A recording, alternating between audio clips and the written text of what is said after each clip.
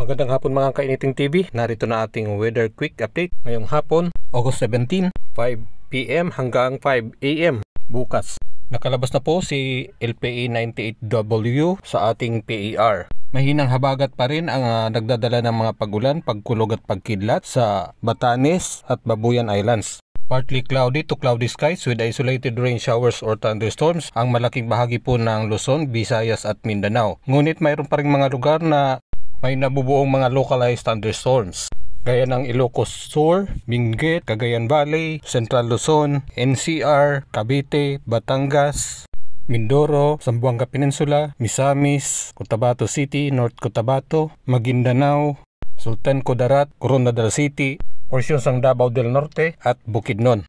Posible pa po ma-extend ang pag-ulan sa Zamboanga Peninsula hanggang mamayang late night, no? Or hanggang madaling araw, at posibleng kasama na rin dito